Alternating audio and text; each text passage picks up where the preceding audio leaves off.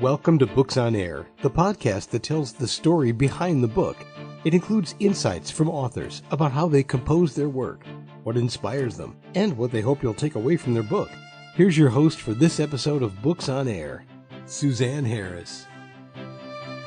Welcome to the Books on Air podcast. I'm Sloan Fremont, filling in for Suzanne Harris, and this is the podcast where listeners get the secret story behind every book.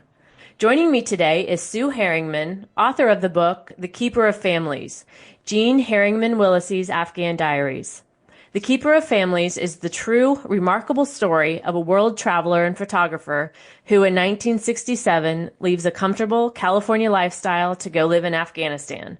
With no prior experience, she first becomes an unconventional businesswoman and later an eyewitness to the dramatic historical events leading up to the Soviet-Afghan War.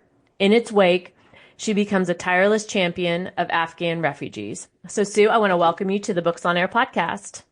Well, thank you, Sloan. It's great to be here with you and your readers. Yeah, so let's start by telling the audience just a little bit about yourself and how you came to write your book, The Keeper of Families. Sure. So I'm a retired Spanish-English teacher. I was born in LA, but I did my undergrad work at the University of London in Spanish and anthropology.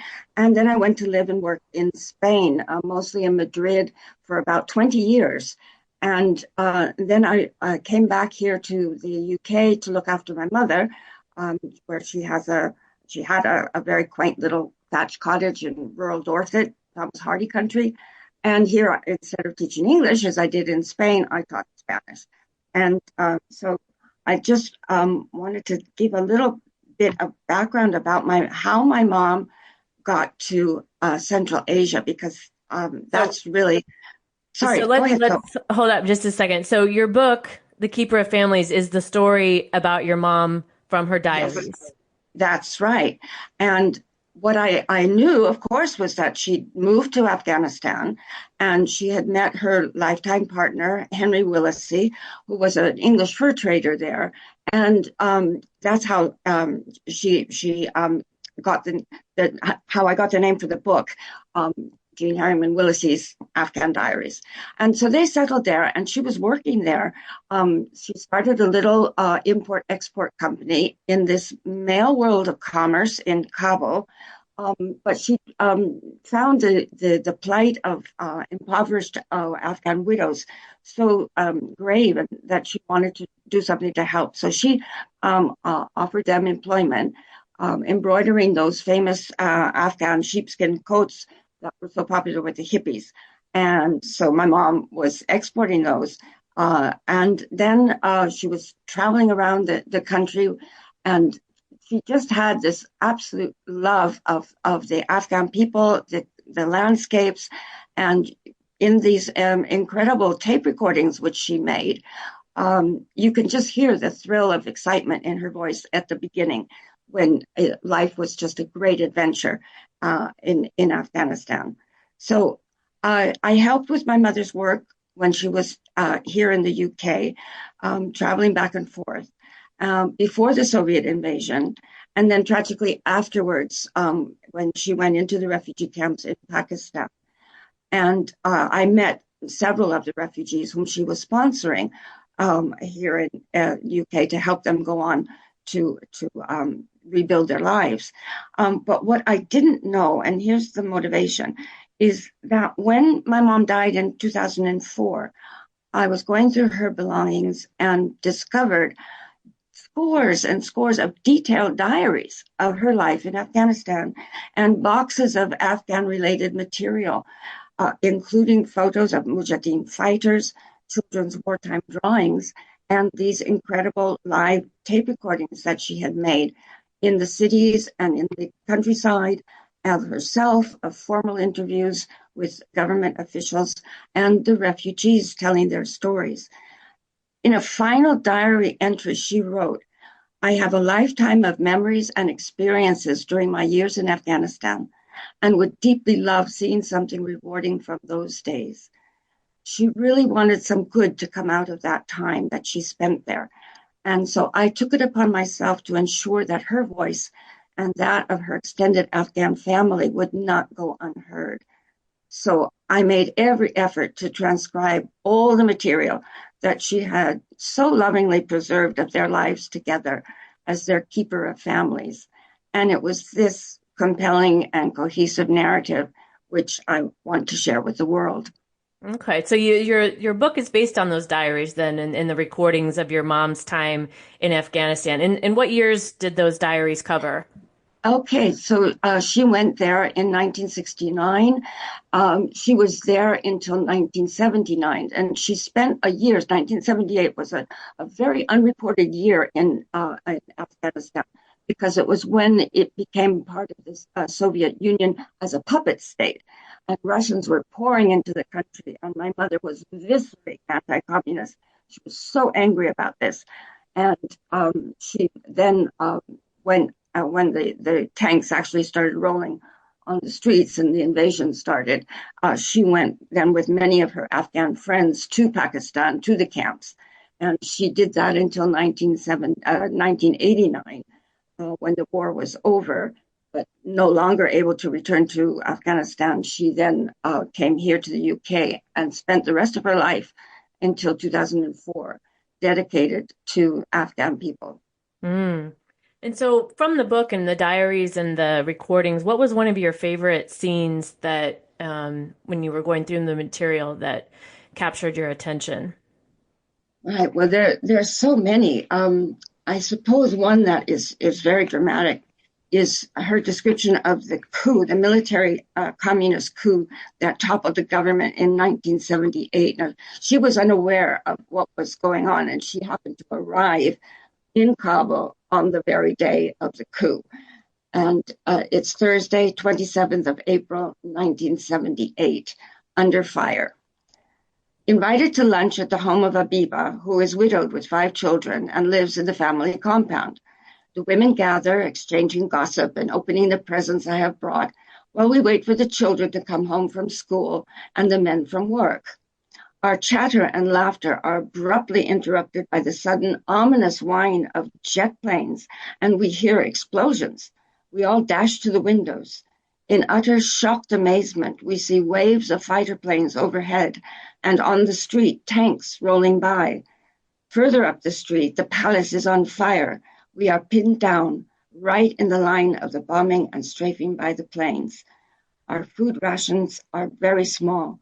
It is the longest day imaginable. Mm. So she was an eyewitness to some incredible things.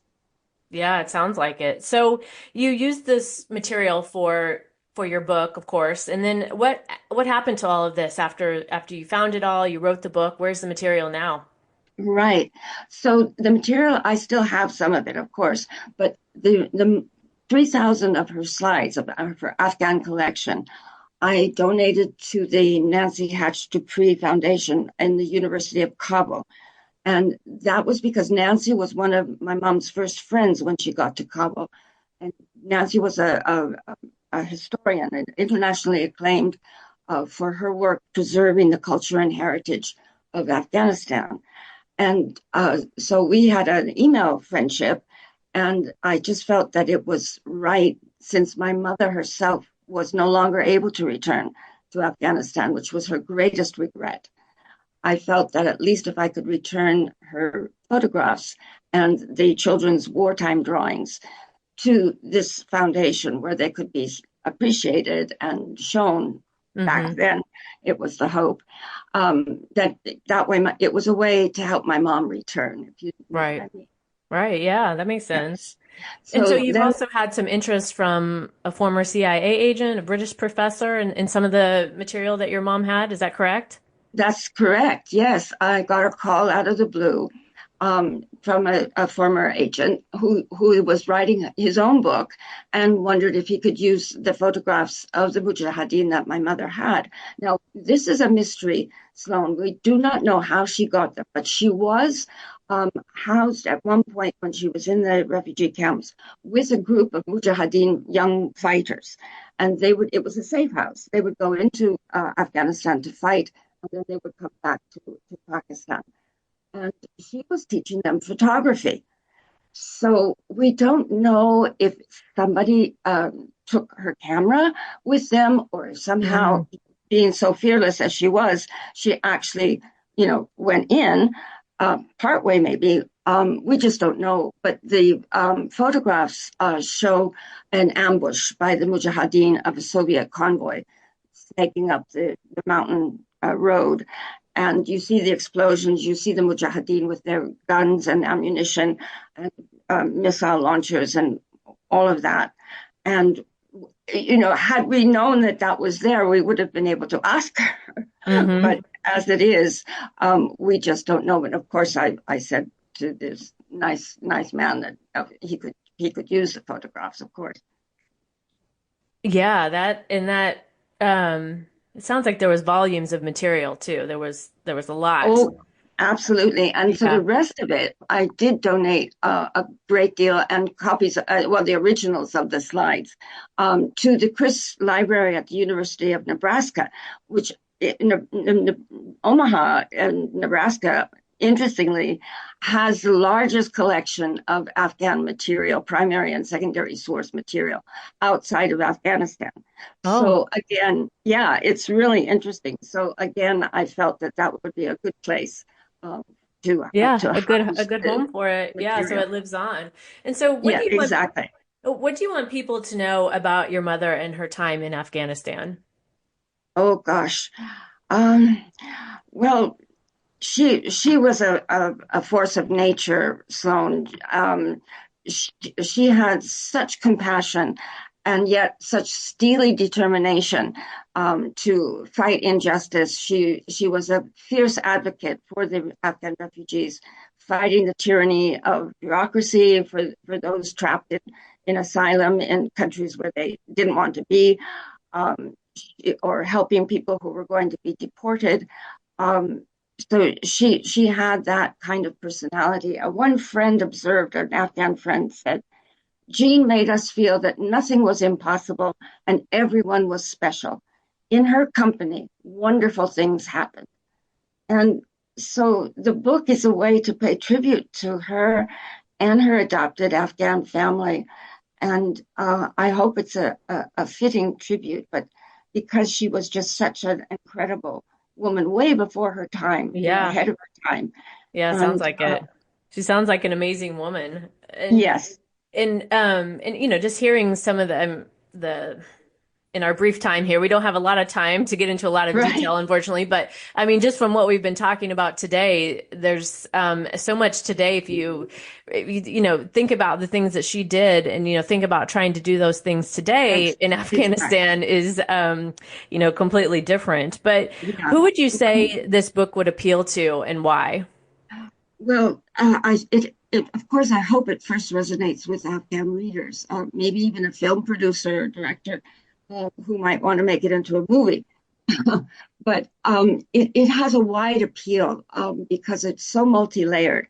You have the first part of the book being about Afghanistan when Kabul was the Paris of Central Asia, and girls could wear miniskirts, and women were working as judges, as teachers, nurses, and it's that kind of excitement in the first part of the book that will appeal Hmm. to people on that level. Then there's the historical level as an eyewitness to these events.